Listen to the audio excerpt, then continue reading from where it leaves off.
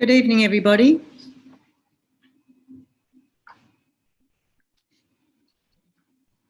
I actually need someone to get me a tissue. Ready? Good evening, everybody. Welcome to our third live streaming of one of our council meetings at FNC. Members of the public are advised that the meeting will be live streamed and recorded, and the live stream and video recording will be made publicly available on YouTube and Council's website. Nillumbik Shire Council also acknowledges the Wurundjeri people who are the traditional custodians of the land on which we're meeting tonight. We would also like to pay our respects to elders both past, present, and extend that respect to other Indigenous Australians present. We have no apologies. Councillors, any disclosures of conflicts of interest that I should be aware of? If not, we'll move straight into the reason for this special meeting, which is the adoption of the 2020-2021 budget declaration of rates and charges. Can I please have a mover for the motion? Councillor Rankin. Happy to move it, Mayor, as per the papers. And can I have a seconder, please?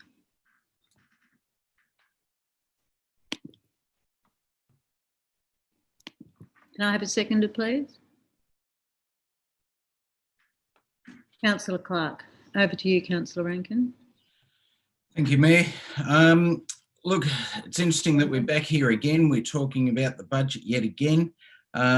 We've had some good discussions over the last week in regards to particularly the loan and allowing it to be included.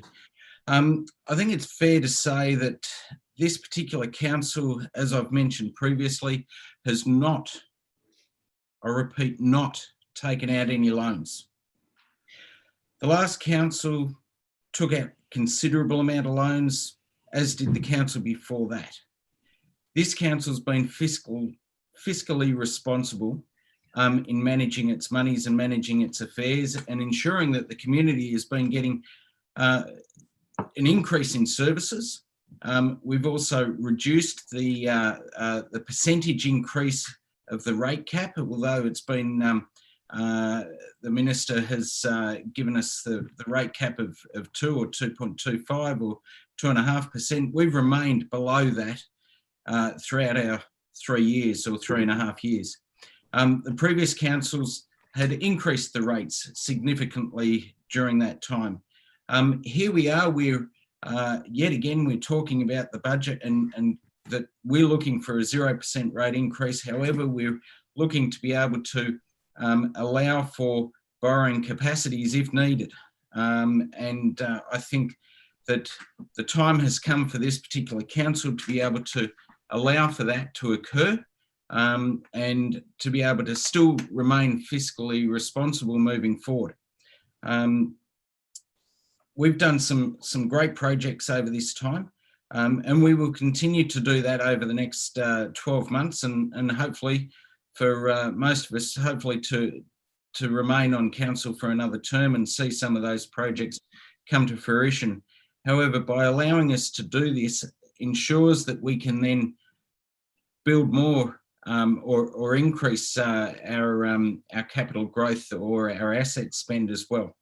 And I really think that by doing this, it allows council, whether it be us or the next council, to be able to capture those grants and the funding moving forward. I think that's all I'll say on that. I've gone over it previously in previous council meetings, but I really think that I look for the support of council this evening to adopt what's put forward this evening. Thank you. Thank you, Councillor Rankin. Councillor Clark. I reserve my right at this stage, Mayor.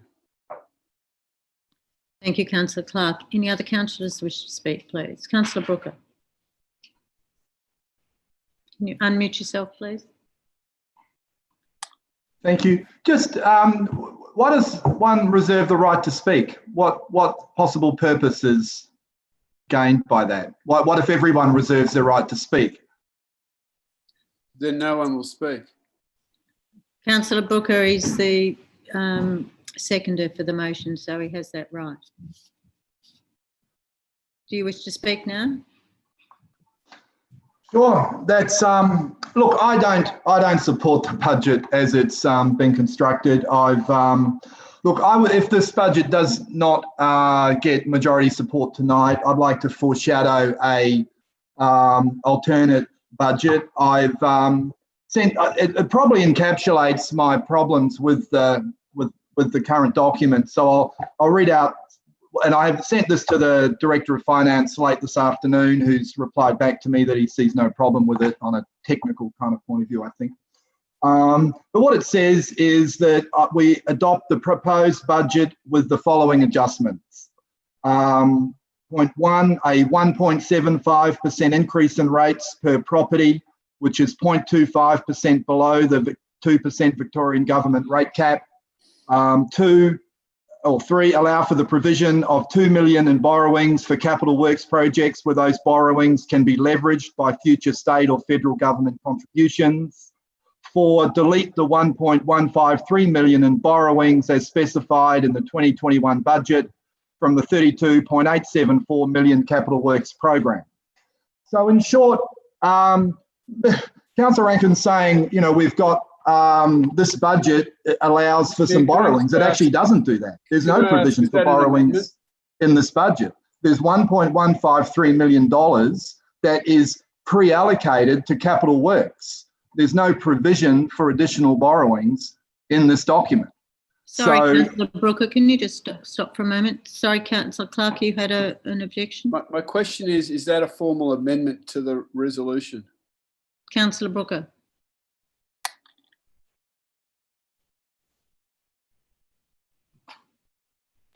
Sorry, no, I'm just foreshadowing an amendment, foreshadowing a motion should this be defeated. Right, keep going, Councillor Brooker. You're muted. Can you unmute, please? Just on a technicality of process, Yes, Councillor Clark. I understand what he is doing is foreshadowing an amendment because he is still looking to adopt a budget tonight. He just wants to change the terms of that.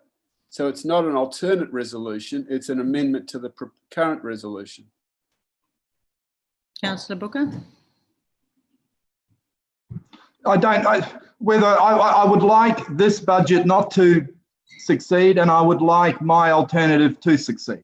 So if you want to call that an amendment, if you want to call that an alternative, I don't think it matters what you call it. I think our governance officer might have something to say on that matter, but continue your argument, please. Well, what my question to the governance officer then is, what do you have to say about that?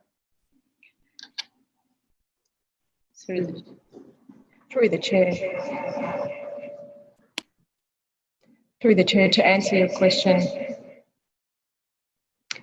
The reason for putting up an amended motion would be if it's not a substantial motion change or change to the substantial motion, it can be considered as an amendment. I guess the argument would be put that is your proposed motion a substantial change, going from a 0% increase. It is adopting a budget, but it also is taking into consideration a 0% increase as opposed to a 1.75% increase. Now, I'd leave it in my mind. I guess that's the test to have, is whether that is a substantial change to the proposed motion on the table, which is to adopt it at a 0% increase. Clarify, Councillor Brooker. Can you unmute yourself, please?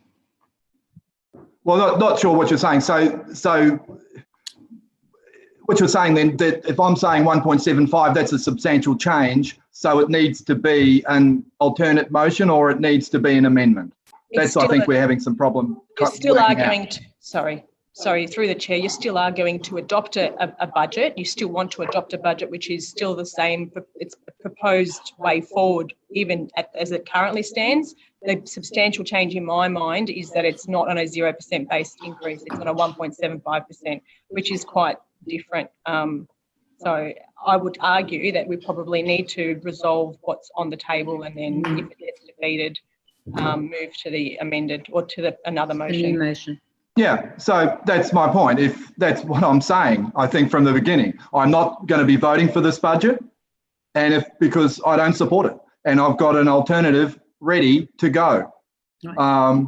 So the substantial nature of what I'm saying is different, because I'm proposing 1.75 compared to 0. Thank you, Councillor Brooker. Any other councillors? All right, so I've got 48 seconds, Sorry. and I think I should have longer. But the problem with this budget as it stands is you've got, you're saying to the residents, we're not going to charge you anything more this year, but we're going to charge you more for the next 7 years. And that is, you're going to have to borrow the money and then pay it back over 7 years. So I've worked that out to be about 1.15% per annum. So rates will be that much higher than what they would be otherwise. So, that's a little bit too clever by half, and I think people will see through it. I do not think it is a sound way to go about managing your finances, to say a 0% rate rise, but by the way, we're charging 1.153 million spread over the next 7 years. Thank you, Councillor Brooker. Any other councillors wish to speak? Councillor Perkins. Yeah, thank you, Mayor. Like Councillor Brooker, I won't be supporting this budget either. We've had a lot of conversations. A lot of it has been around COVID-19 and hardship. We've made amendments to our hardship policy. I think it is appropriate that the rates do go up by 1.75%. What's proposed in this budget is a 0% rate increase, and of which there's no free rides here, unfortunately. It will still have to be paid off in interest over the long term. All this budget adopting this budget will do will put that burden onto future ratepayers to pay. Rather than borrowing, this budget forecasts borrowing $1.153 million to offset that 0% rate increase. Let's be honest. The only reason that council is considering this, it's not about hardship policy. It's about trying to get themselves re-elected. I don't think it's an appropriate way for council to handle public monies.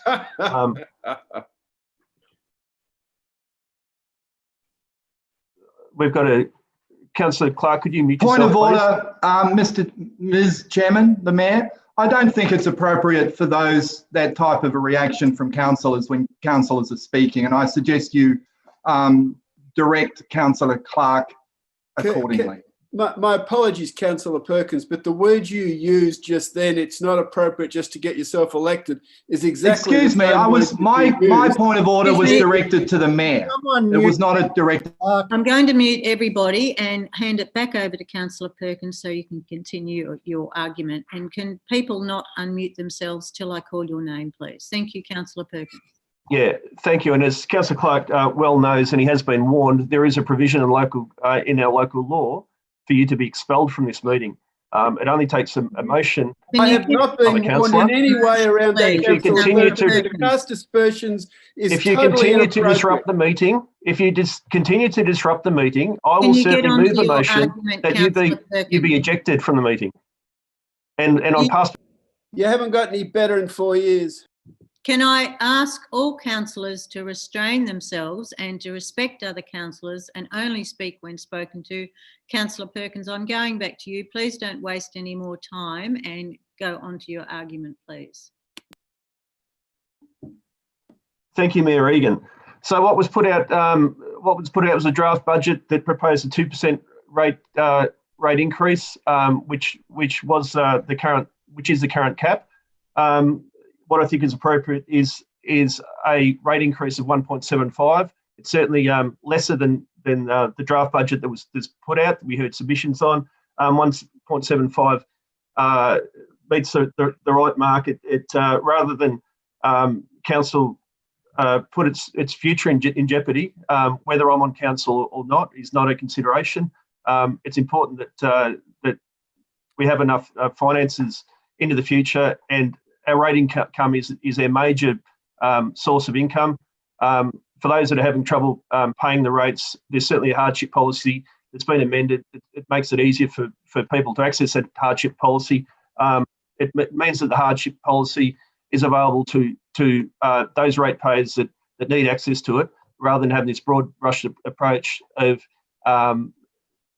freezing rates, which has a compounding effect on council's finances into the future. Nobody wants the services frozen. Nobody wants those things that council delivers to the ratepayers frozen. There's an argument to freeze rates, of course, on a purely populist sense in an election year. But to me, it's not a good argument. I've never seen it happen before.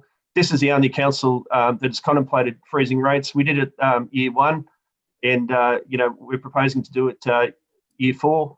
I can't support it. I think the rates need to go up by 1.75, as Councillor Brooke has indicated. Further, I think we need to allow borrowings of up to $2 million so we can access stimulus package money as it comes forward.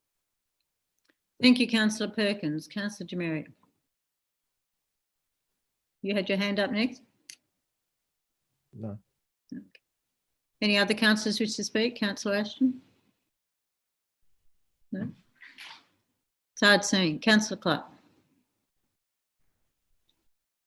Thank you, Mayor. I've never heard, well, look, it's almost not worth commenting on Councillor Perkins' position, which has had so many different positions in the last month, you don't know which one to listen to. But can I just say this? Councillor Perkins and Councillor Brooker are arguing to take $1.5 million off the ratepayers. Then they want to borrow another $2 million off the ratepayers. And you know who's going to pay it? You know who's going to pay it? The people in the rural areas. So they're going to take the money. It's like Robin Hood. They're going to take the money from those players that we know are going to spend. They're going to be taxed greater than the average, so they'll be up to the 5, 7, 8%, and then they want to spend it in their wards. We've heard it tonight in pre-meetings about where they've got to spend money in Diamond Creek endlessly.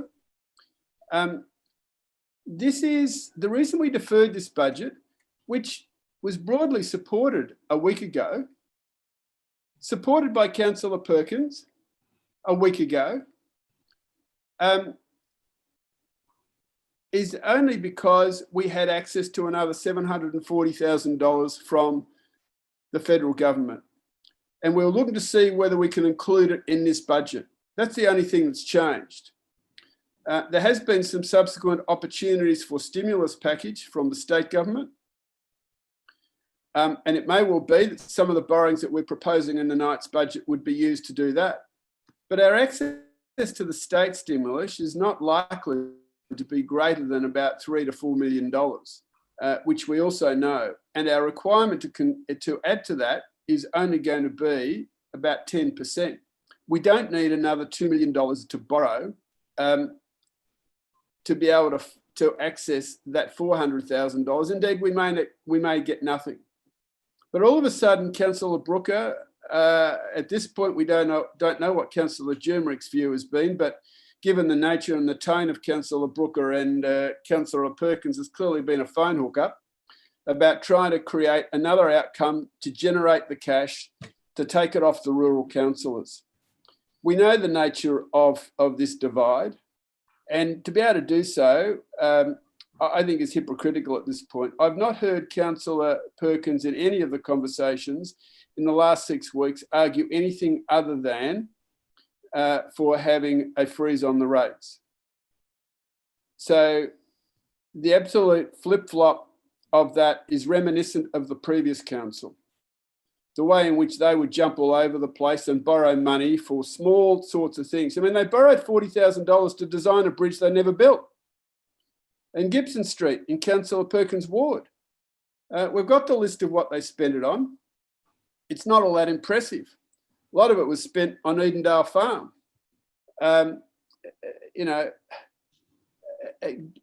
It is gobsmacking the way in which some would see that those who are going to be struggling, there is a lot of people out there still struggling through this COVID-19. The purpose of running a freeze on the rates was to assist those people. We now know that those that don't care about those that are in hardship. I'm one that supports them, as well as maximising opportunities. Thank you, Councillor Clark. Councillor Jemerick and Councillor Ashton, if you don't wish to speak, I'll hand it over to Councillor Rankin for right of reply. Councillor Ashton. Look, this is incredibly difficult for me. I can really understand both sides here. I think that, you know, as a councillor, and we've done really well. We've been very fiscally responsible. We've made progress. We've been very successful with acquiring state and federal funding. I think we haven't had any or very, very little discretionary budget, which means that small projects or scoping things or working on the maintenance of roads and footpaths in rural areas has just completely, it's not going to happen. You know, I've had meetings recently where, based on the present criteria, it's going to be 35 years before we might get any footpaths or roads fixed up in rural areas. And that's historically what keeps happening here. And we have the same number of people that live in each ward. Each ward has the same number of people. We may use facilities that are in other wards, but we're responsible for people that live. And just because we have low density housing doesn't mean that those 6,000 people don't want to walk along a footpath or drive their car out their gate. So, you know, the valuations in rural areas are phenomenal this year, which means that their rate increase is going to be phenomenal. And I don't think people mind that, and I don't think it's ever been a major election issue. But when we continually get very, very little for our rates, I think it's really hard to keep justifying. You know, to go to 2% would have been hard on top of 6% that people may potentially already be going to have to deal with. I'm really trying. I'm really interested to hear the arguments tonight. It would be nice for staff and for council to have an additional funding so that small grants, small things can be picked up and run with, and everything's not as tight as it has been. On the other hand, we've got the COVID argument where people across all parts of Nillumbik have been impacted and will be impacted. And we've been having to set this budget in a very difficult time. And we went from potentially 2% to 0%. COVID's not lasting as long as we thought it was going to be. Here we are now tonight debating this again. I would be perhaps foreshadowing a motion of a 1% increase, which would satisfy both camps and put a bit more in the coffers and just not crucify those people that may not qualify for a hardship clause, Councillor Perkins. So I would be foreshadowing a motion that we have a 1% increase in rates. Thank you, Councillor Ashton. Councillor Jemerick? No. Councillor, right of reply to you, Councillor Rankin. Thank you, Mayor. Interesting arguments this evening, and with all due respect, I will come back with a few points here. The rates will not increase because of borrowings because there's a rate cap. Councillor Brooker, they're your comments. The rates for a lot of for the rural sector particularly will increase, regardless whether we put the rates up or not. Councillor Perkins, further to your comments, our services will not diminish. Our services have not diminished. Our services in the last 3.5 years have actually increased. Yet we've been able to reduce our rate cap. And I think, in fact, in the last 3 years, we've only had a 4.1% increase on our rates. Unlike the previous two councils, which totaled 47.65% rate increase over the last two councils. from 08 to 12, from 12 to 16. The two councils had a rate increase of 47.65%. Wow. What a massive number. Oh, hang on. During those two councils, they also borrowed $20 million. To do what? Spend on Edendale Farm and a few other bits and pieces that really, there's a township centre that's seen and a few good things that have been done. But how could you justify increasing your rates by 47% and borrowing $20 million at that same time? Here we are, we're talking about borrowing $1.1 million with a 0% rate increase to be able to help those people. Can't go on any longer, that's my time. Thank you. Thank you, Councillor Rankin. Okay, so now we need to vote. All those in favour of the motion as put. All those against? And that is not carried. I request a division, please, Mayor. All those in favour? Councillor Egan, Councillor Rankin, Councillor Clark. All those against? Councillor Ashton, Councillor Perkins, Councillor Brooker, Councillor Jemerick. Mayor, I wish to move a procedural motion. Councillor Clark. Wish to move that the budget considerations be deferred until the state and federal budgets have been handed down. Do you have a second That's, for that motion, Councillor Clark? Councillor Rankin. Councillor Clark. How's that a Yeah. procedural motion? Can we have some governance advice? I'm just going to mute everybody just for one moment. That's what I thought. Thank you, everybody. Councillor Clark, I'm advised that that isn't a procedural motion, it's actually a new motion. So if you'd like to put that as a new motion, you can. Happy to do so, Mayor. Sorry, just one moment. Our CEO wishes to speak. Good evening, councillors, and through the chair. The time period that we've been given by the state government to finalise the budget is the end of August. And I understand the state and federal budgets are coming down in October. So, Councillor Clark, that won't be possible. Mayor, I move that the matter of the budget be deferred for consideration at the, where am I up to, July meeting, the July OCM. Madam Mayor, we've got two foreshadowed motions, one from Councillor Brooker and one from Councillor Ashton. I gave them an opportunity to move it as a foreshadowed amendment. He chose not to do that. And that's why I'm now moving the motion. I just Well, you're not moving the the motion. I am moving a motion to be deferred until July. Consideration. Councillor Perkins, Councillor Brooker foreshadowed that he may move a motion, but he didn't. Councillor Clark tried to move one which wasn't possible given the time constraints. He's now moved another. I have to go through the process. So he's moved his motion. Do you have a seconder for your motion, Councillor Clark? Councillor Rankin.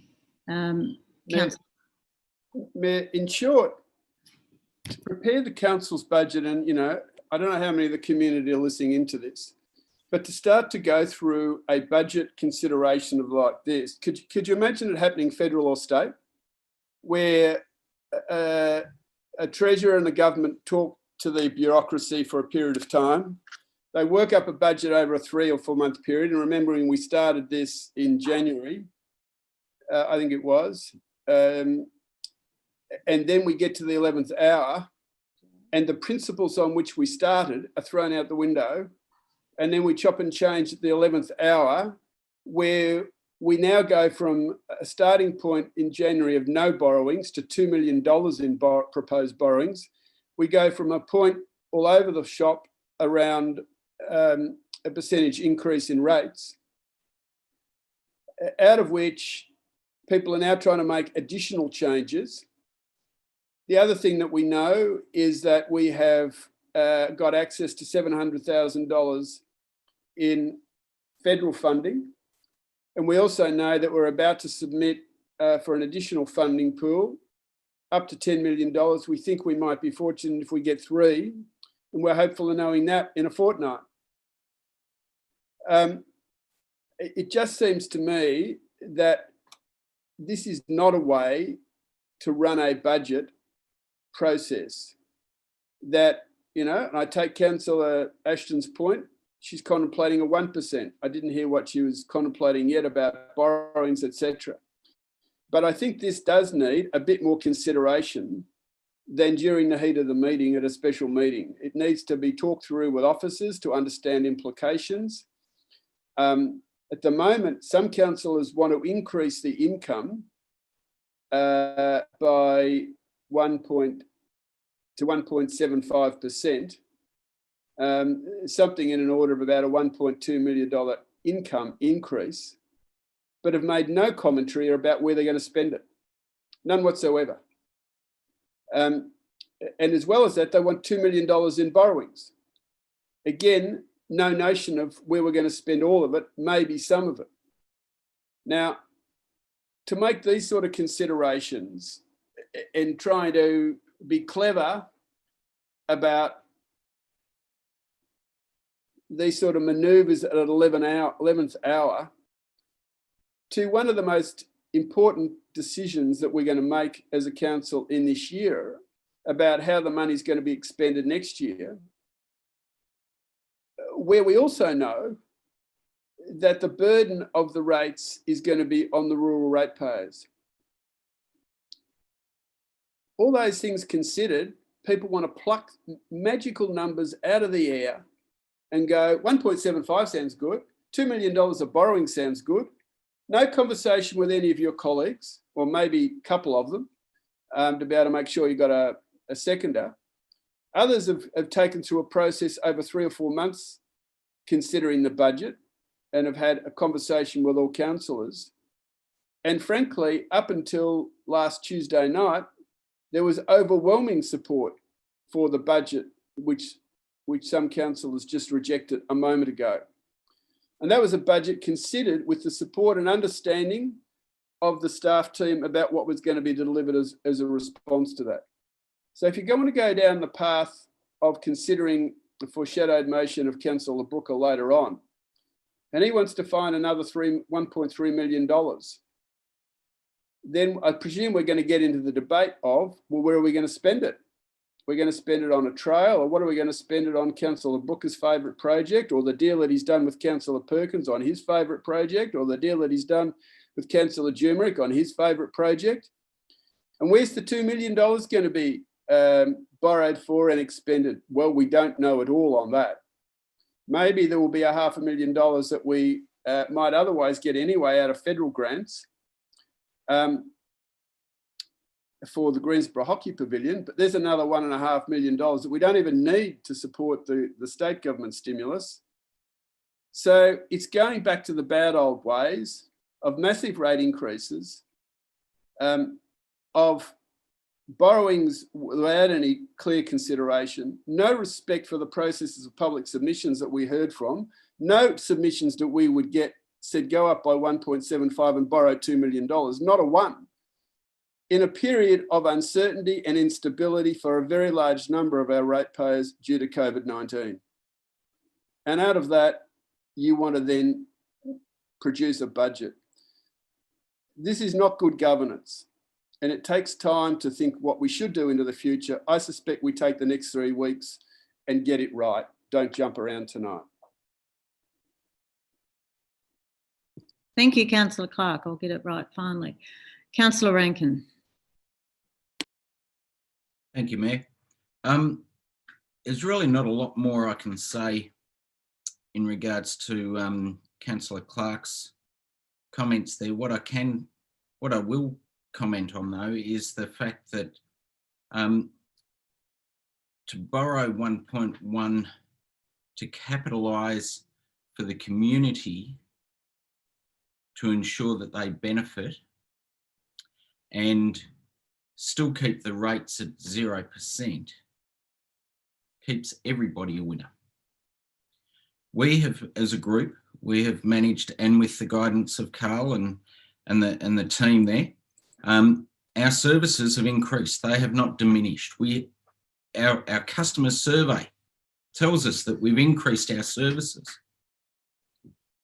They also tell us in the customer survey that the rural areas are the most happiest. Diamond Creek is even happier than Central Eltham. But yet, you want to put the rates up. I mean, I think you're going to have your survey turned around by doing that. The comment about doing this as a political stunt or a re-election campaign is further from the truth, because we sat here 3.5 years ago, as a collective group, and we all agreed that we were going to make sure that we kept the rates as low as we possibly can. We've done that, and we want to do that again. And we sat here weeks ago talking about that and all in agreement. Go back a month or 6 weeks ago, I was the one that put the motion forward that we should have a 2% rate cap, or we should increase our rates by 2%. Sure, I changed my mind because of COVID-19. The fact that there's a lot of people out there doing it really, really tough. We've got the hardship policy in there, but they're still going to struggle, particularly the rural townships. I ask that we reconsider this motion and that we have a further look at putting the budget back into play at a 0% rate increase with the borrowings at $1.1 million, which is what the original motion was for, to be able to get the services, to be able to allow the CEO and the executive team to be able to get on with their job. The longer that we take, the harder it is for them. The harder it is for them, the worse our community is going to be harder. It's going to hit them harder as well. I just can't believe that we've got to this point after so long. It just fathoms me. Anyway, thank you. Thank you, Councillor Rankin. Any other councillors wish to speak? Just a bit of a recap of what the motion is. The motion is to defer the budget decision to the July OCM, which is in... Don't you mean the June OCM? Or isn't that what was suggested? Just one moment, Councillor Brooker. I'm just getting the dates from governance.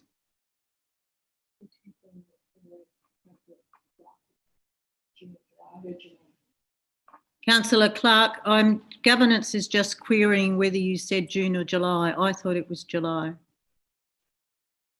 Mayor, if I could just ask governance, perhaps Vincent, 2 dates. Finance, is it possible that we could still do it in the June OCM? I was only concerned about the time frame. Correct. Yes, you can. You can. You can. I'm happy to leave it at the June OCM. I'm simply looking for time for people to properly consider and have conversations with officers about the implications of their proposals. And for the benefit of councillors, that is in 2 weeks' time. All right, so that is the motion being put on the table, Councillor Perkins, that tonight's decision gets deferred for 2 weeks to the June OCM. Any other councillors wish to speak? If not, we'll put it to the vote. All those in favour? All those against? Sorry, Councillor Ashton, can I have that again, please? All those in favour? All those against? And that is carried. The budget decision will be deferred to the 2 weeks' time to June the 23rd, sorry. All right, that is the end of our special meeting. We have a 20-minute break before our FNC meeting, so we will resume transmission then. Thank you. So sorry you did get to move your motion, Councillor Brooker, the one you foreshadowed. You can move it at the next council meeting if he so wishes. And Councillor Jane Ashton didn't get a chance to move her motion either. No, well, that's because I suggested he move it as an amendment, but he chose not to. Well, Councillor Clark superseded it. I did ask who any councillors wish to speak, and the only person who put up their hand was No, Councillor. the governance officer said it couldn't be moved as an amendment, Councillor Clark. That was the advice. No, That that's not- 1.75 We're not going to was have so the substantially different. Yeah. It